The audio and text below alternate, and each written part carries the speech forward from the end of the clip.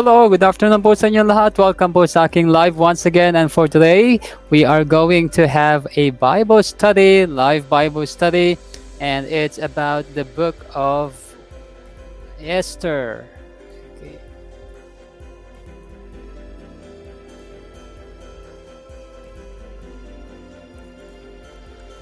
Welcome po ang bawat isa. As you watch this live video, I hope that you will be blessed and you will learn about the Bible, especially the book of Esther, which is one of my favorite books in the Bible. Okay, we'll be learning about a lot of things about Esther and the events that happened during her time. Okay, so to start with, welcome po sa bawat isa. Welcome po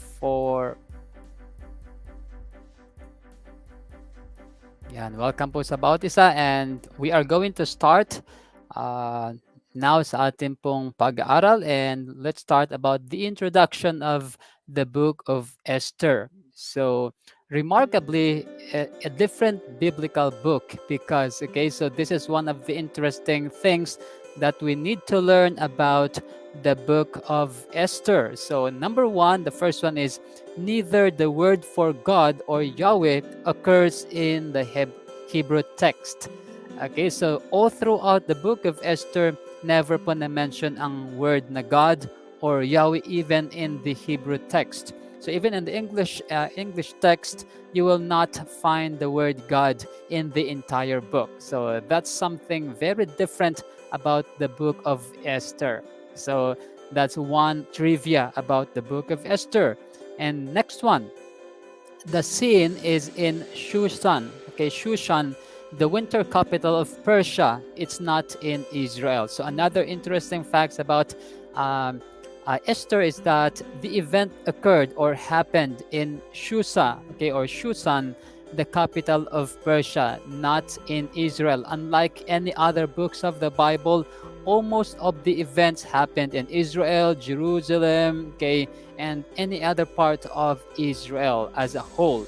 Okay, so that's another one trivia about Esther. Okay, the next one is the book concerns the marriage of its Jewish heroine with a Gentile king. Okay, sa isa pong kakaibang bagay patungkol po sa Esther ay, as I said, wala pong mentioned na pangalan ng God, and it's more of about the story of Esther, the heroine of the Jewish people, marrying a Persian king, which is King Ahasuerus. All right, and next one. So it solves the problem of an incipient anti-Semitism by a bloody self-defense. Okay, so during the time of Esther, there was a growing anti-Semitism, by a bloody self-defense. We will learn more later about anti-Semitism. Ano ba yung ibig sabihin ng salitang ito? Okay, at ano ba nangyari during this time of Esther with regards to this topic. Okay, welcome guys. Welcome po sa ating pong live. Check natin kung meron na tayong live audience. Wala pa po tayong live audience. So just keep it up. Tuloy lang po tayo. And this is just for 30 minutes. Okay, so alright. Next one tayo sa ating pong topic. So even though the name of God is nowhere mentioned in the Bible or in this book, His sovereignty and providence are evident throughout. Okay, so kahit po hindi nabanggit yung pangalan ng Diyos sa book na ito, yung kanya pong kapangyarihan, yung kanya pong authority and His control and providence are evident throughout. So makikita po natin the entire story kung paano po kahit ang pangalan ng Diyos ay hindi po banggit, pero makikita po natin yung pagkilos ng kamay ng Diyos sa buhay po ng mga Israel or Jewish people during the time of Esther. Okay, so right. And tuloy po tayo. So next we have these are the events that happened kung saan makikita natin kung paano kumilos ang Diyos sa buhay po ng mga Jew during the time of Esther. So we have Vashti's dismissal. Okay, so in the first chapter or second chapter, we will learn about dethronement of Queen Vashti because of her disobedience or defiance to the command of King Ahasuerus of Persia. And also, we can find Esther's regal position. Okay, so how Queen Esther came to power. Okay, because that's because of Vashti's dethronement, and King Ahasuerus want to replace her. Okay, and that's it so happened that Queen and Esther was chosen to be the next queen of Persia. Okay, and also we can find sources or King Ahasuerus, in other words, indebtedness to Mordecai. So we will find out about that event in the coming chapters of the book of Esther, and we will also find the miraculous deliverance of the Jews. So during this time, they are in Persia. Persia nowadays is the modern day Iran. Okay, so that's the modern name of Persia today. It's Iran. So we will find in this book the miraculous deliverance of the Jews during the time of Esther. And of course, that is the working of God sa buhay po ng mga Hudyo. Okay, welcome sa ating pong live viewers. We have one live viewers today. So welcome po sa ating live. Kung sino man po kayo, magpakilala po kayo. Bati naman po kayo dyan. Actually, this is the first day or the first time that we'll be having our book study. So I have decided to make Bible studies or book studies about the Bible para maiba naman tayo. Aside from English, we can also learn the Word of God here at YouTube.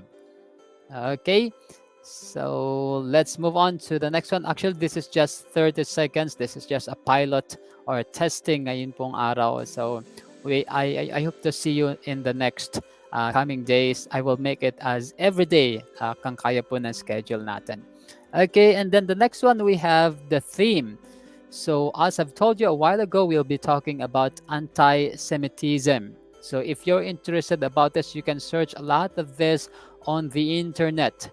Okay, this is a very wide or very, what they call this one, broad topic in history. So what is anti-Semitism?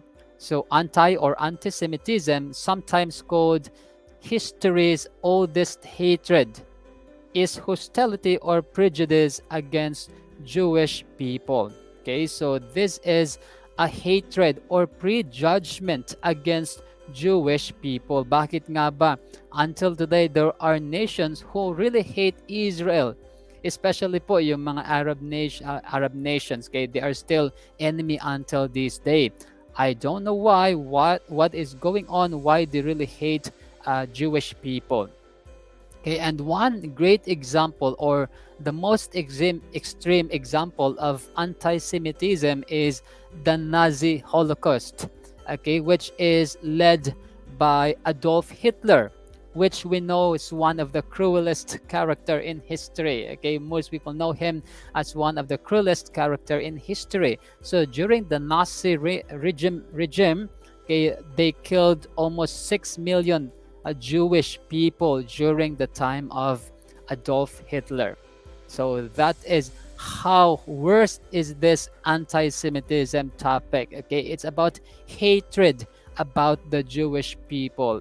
Okay, anti-Semitism did not begin with Adolf Hitler. So as I said, okay, it's Adolf Hitler who started. Okay, talagang nakilala ng gusto, but anti-Semitic attitudes date back to ancient times. So in much of Europe throughout the Middle Ages, Jewish people were denied citizenship and forced to live in ghettos. Okay, so even with this, even before the time of Hitler, talagang marami na pong mga tao ang galit po sa Jewish community. And of course, it's the working of Satan. Okay, he's working because he knows that God will be doing a great thing sa buhay po ng mga Hudyo. Okay, so even in time, Middle Ages, Jewish people will denied citizenship. Ganun po yung galit ng mga tao sa kanila. They were not given citizenship. So they are just wanderers and forced to live in ghettos. Pag sinabi natin ghettos, it's a place kung saan pinagsama-sama po yung isang lahi, and then yung buhay po doon ay talagang hindi maganda. They are not given all the necessity for a government to start a community. Hindi talaga maganda yung community because lack po ng supplies, lack po ng development para po ma-provide po yung mga needs nila, and even community services. So talagang pag nandun ka sa ghettos, it's a very difficult and miserable life. So yun po yung mga naranasan po ng Jewish people during the time of Middle Ages. So I hoped that give you an idea about the theme anti-Semitism. Every time you hear about this word, so Semitism, okay, it comes from the word Shem. Okay, I have read that dahil po ay yung Israel or Jewish people came from the line of Shem, isa po sa anak ni Noah. Kaya po ito ay tinawag na Semitism. Okay, siya talagang pinagmula ng Jewish race. Okay, and next. Hi, kumusta Kuya Jasper? Good afternoon. Wala pa tayong additional na viewers, okay? But maybe in the times to come, hindi tayo masyadong nag-broadcast sa tawag dito sa social media, okay? Dahil biglaan lang din to. So maybe by next time we will be promoting this live to the people through our social media account. Okay? Welcome po. Welcome Kuya Jasper. Tuloy lang po tayo. Sana ay natututo tayo. And next, let's move on to the main characters. So I've included here for us to really have a grasp of what is the book of Esther all about. So we have the main characters. So of course, hindi pa mawawala si Queen Esther. So si Queen Esther was the Jewish queen of the Persian king Xerxes. So another name for Xerxes is King Ahasuerus. Okay, she saved her people, the Jews, from a plot to annihilate them. So later on, we will find out sino ba yung tao na gusto pong patayin ang lahat po ng Jews na ninirahan sa loob po ng Persia. So because of Queen Esther's courage, the Jews were managed to be saved from annihilation. Pag sinabi natin annihilation, yung pagpatay po sa kanila ng maramihan talaga. Okay? So Esther was a daughter of Abihail and cousin of Mordecai. Okay, so Mordecai, makikilala din natin si Mordecai later on. And her Jewish name, makitandaan po natin to, her Jewish name was Hadassah, okay, which means myrtle. Okay, tanda po natin, ang pangalan po ni Esther, her Jewish name is Hadassah, which means myrtle. Pag sinabi natin myrtle, it's a kind of shrub, okay, na merong flower, and it is used as emblem of love or symbol of love in the ancient times. Okay, that is, I hope that gives us a little information about Queen Esther. Okay, and then we'll move on to King Ahasuerus or Xerxes I. Okay, so a king of Persia who ruled 485 to 465 BC. He's the successor of Darius Hystaspes. Okay, this name is very famous in history, and if you are interested about him, you can search us on the internet, on the Google.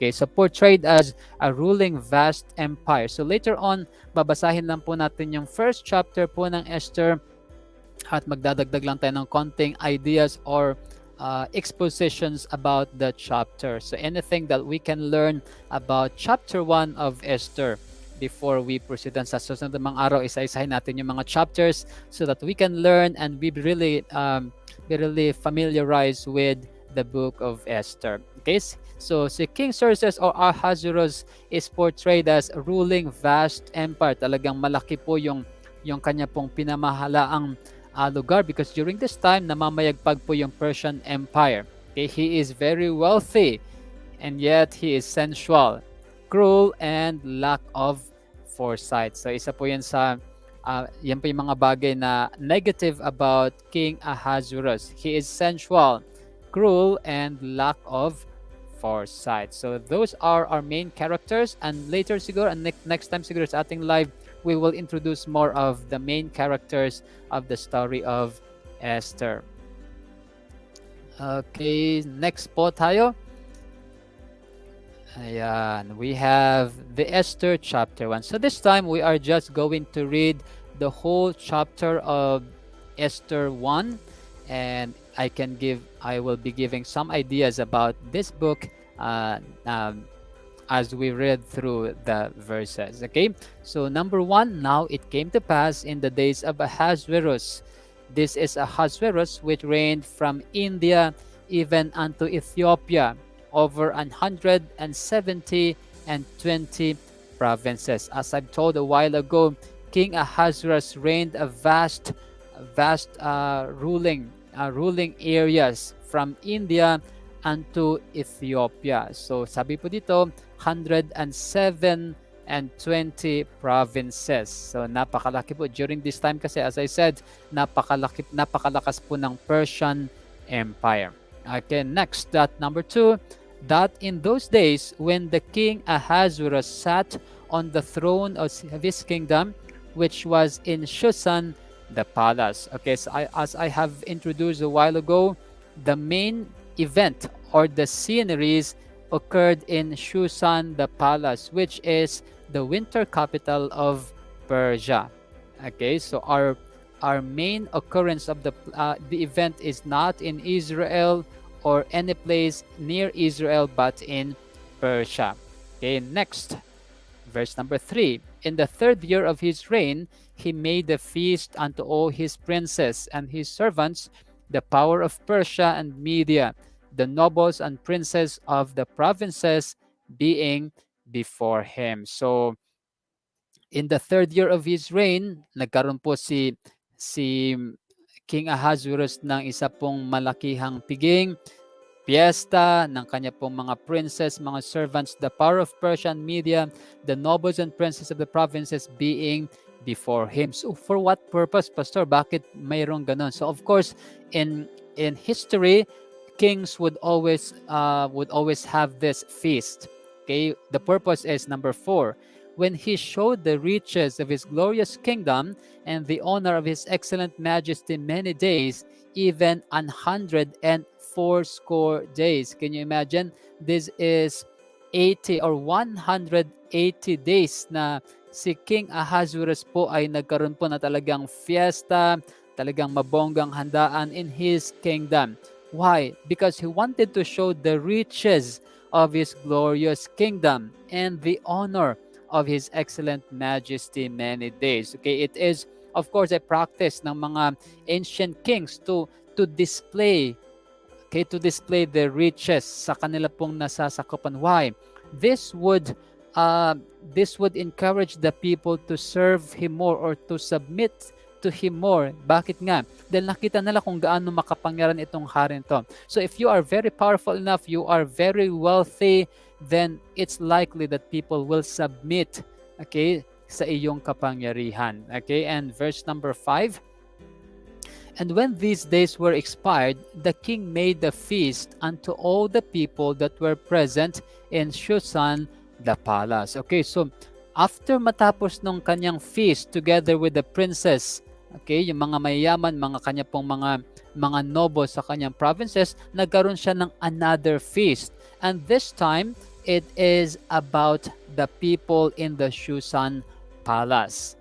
Okay, so sabi niya dyan, both unto great and small, 7 days in the court of the garden of the king's palace. So this is shorter compared to the feast he conducted with the nobles and princes. It's just for 7 days. So 7 days lang siya nagkaroon ng feast for his men, okay, in the palace. Okay, and next, number 6. So where were white, green, and blue hangings fastened with cords of fine linen and purple to silver rings and pillars of marble, the beds were of gold and silver upon a pavement of red and blue and white and black marble. So you can see yung mga materials po na ginamit ay talagang mamahalin were made of gold and silver, mga pavement ng red and blue, white and black marble. So talagang pinaganda ng husto yung kanila pong garden.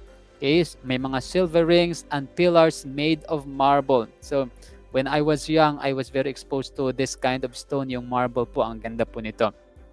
Para siyang stone na talagang nilaminate na ang ganda po. Soft, ano siya, yung surface niya ay very smooth. Okay, and then number 7, and they gave them drink in vessels of gold. Okay, can you see that? The glasses that they use, or the vessels that they use, were made of gold.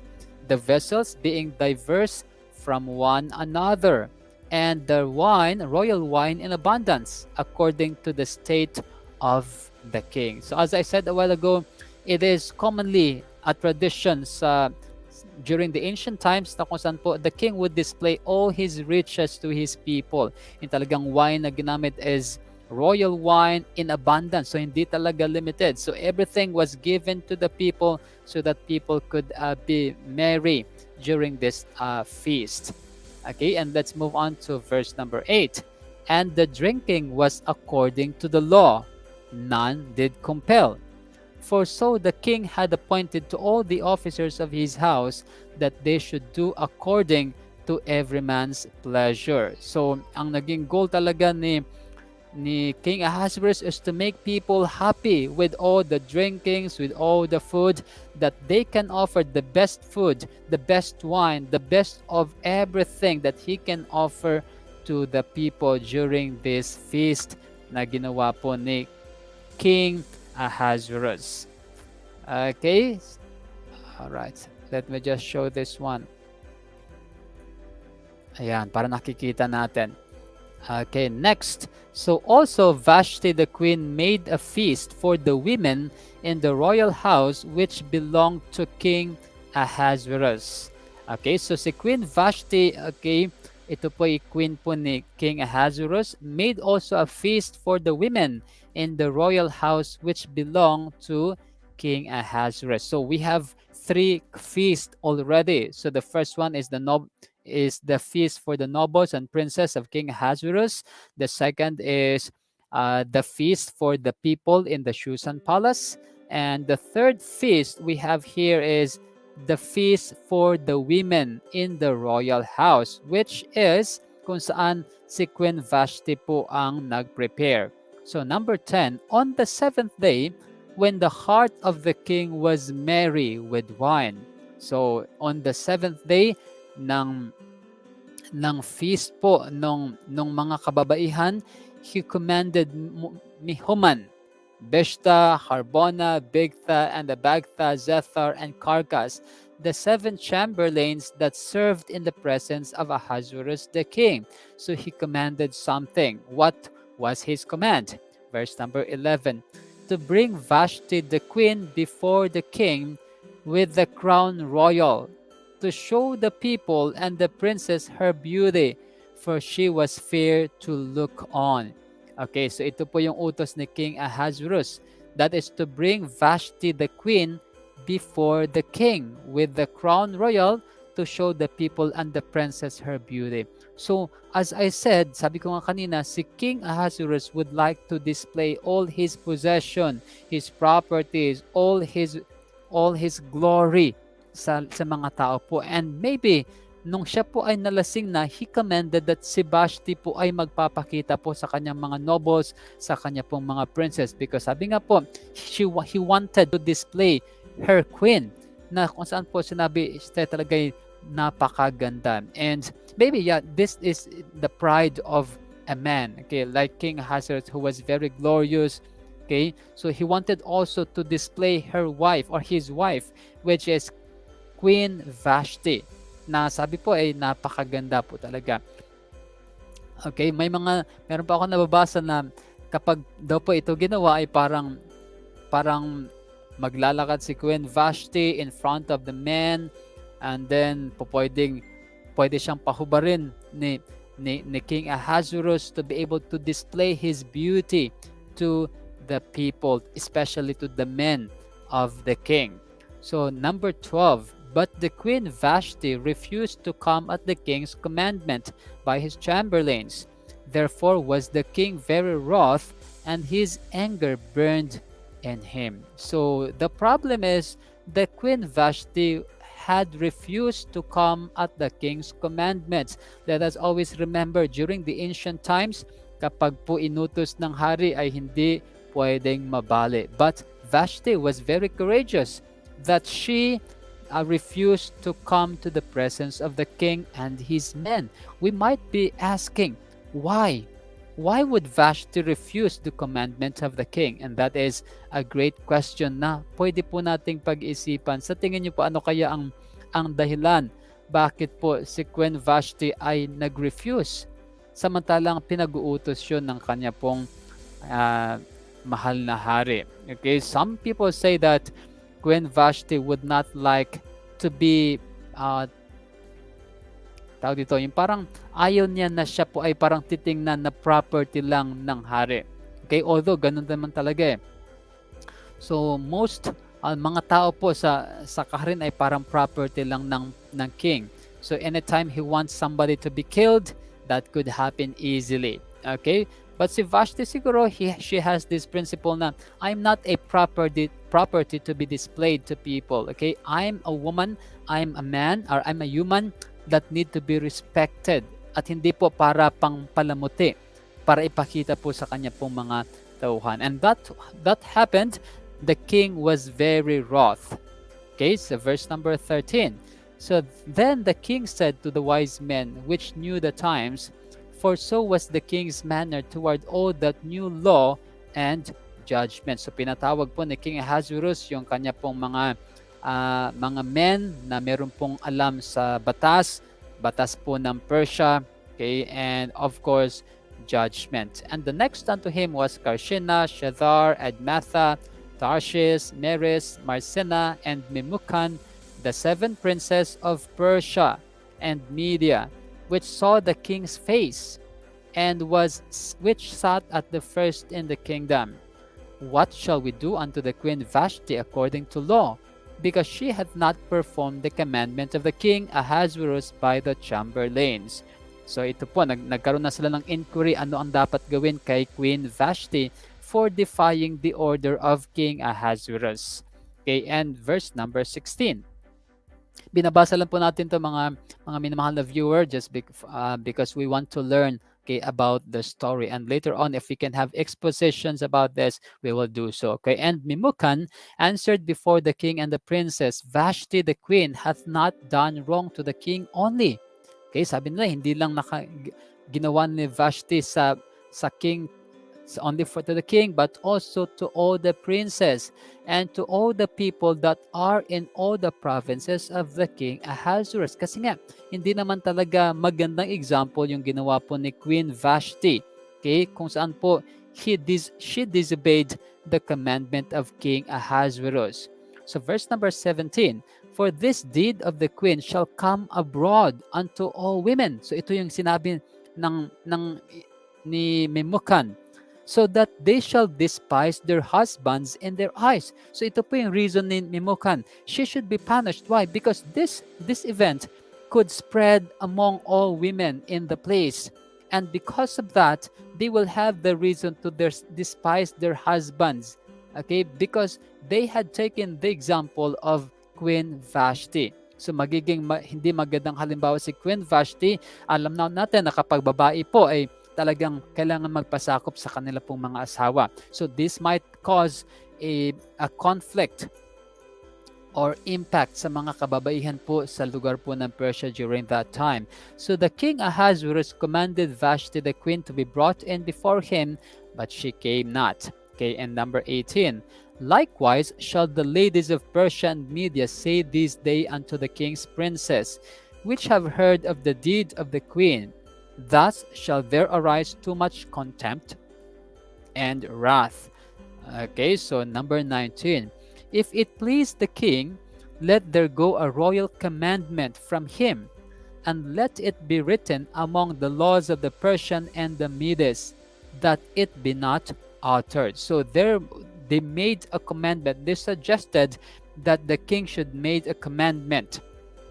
Ito yung sasabihin, that Vashti come no more before King Ahasuerus, and let the king give her royal estate unto another that is better than she is. So yung commandment po na gagawin po nila, yung law na gagawin po nila, ay paalisin po si Vashti, hindi na siya pwedeng magpakita sa hari, and yung kanya pong position as the queen will be given to another one which is better than her.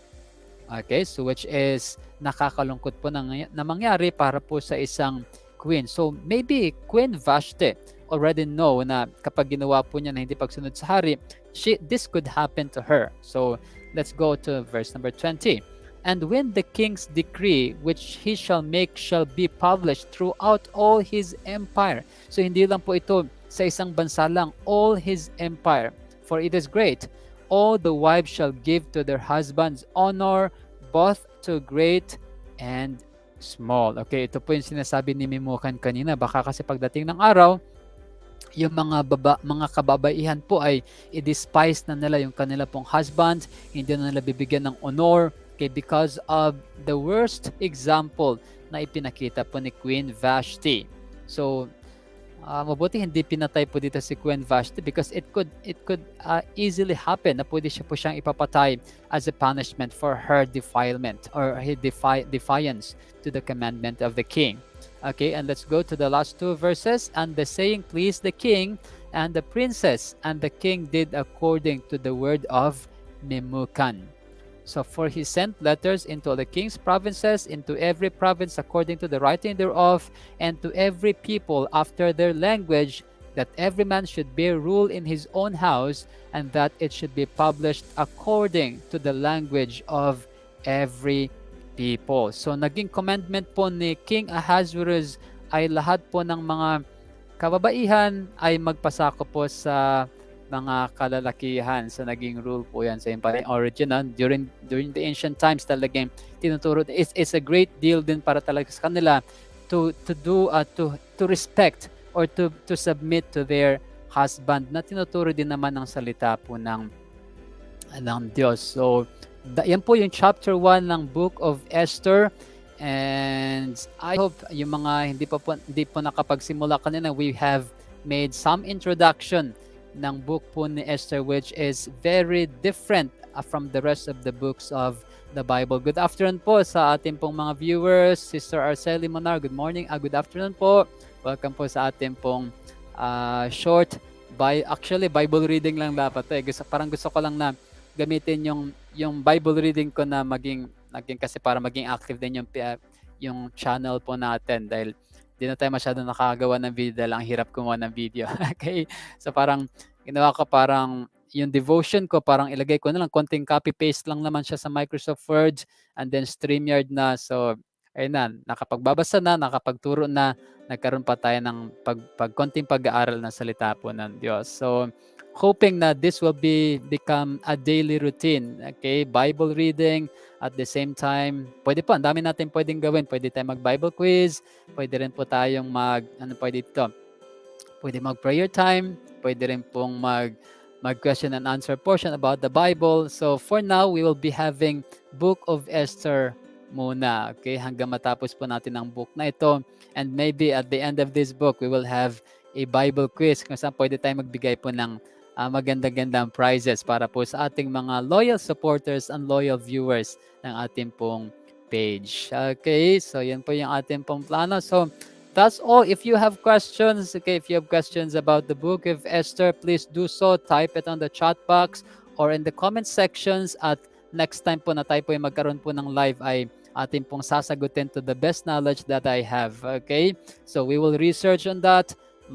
Magre-research tayo more kasi parang interesting na kung meron tayong magandang pag-aral, ito na siguro yung salita ng Diyos, which is very profitable sa buhay po natin bilang mga mananampalataya. Okay, so I will do my best to study more and more about the Bible so that I can give you good knowledge, okay, deep knowledge about the Bible. Parang maganda rin tong review sa akin because for so long talagang focus tayo sa pag-aaral natin sa college, and then ngayon po ay sa graduate degrees naman. So it's another refreshment or review na rin when it comes to the Bible. So salamat po sa ating po mga viewers. We have 6 viewers. So we have Kuya Jasper, thank you. Sister Arceli. So yung mga iba po dyan, we have 6 viewers today. So good morning po, good afternoon po. Salamat po sa ating pong pagtutok sa ating pong live. So hoping that by next time, mas marami po tayo. Hindi pa tayo masyadong nag-promote sa ating pong mga kaibigan kasi gusto muna nating establish. Hindi pa ako sobrang ready. And ano lang tayo, pilot episode lang tayo ngayong araw. Okay, so this is supposed to be a 30 minutes live lesson or live Bible study or naman tawag natin dito. But lampas po tayo ng 6 minutes, but it's enough. Salamat po sa inyo pong pagtutok sa ating pong YouTube channel and hoping for your support by next time. Maraming salamat po and have a nice afternoon po sa inyo pong lahat. Salamat Kuya Jimboy. Thank you po Pastor sa lesson. Amin po. Good afternoon po. Good PM po. Salamat po sa inyo. Have a nice day. Let's end the lesson now. Let's end the broadcast. Thank you so much. Bye-bye.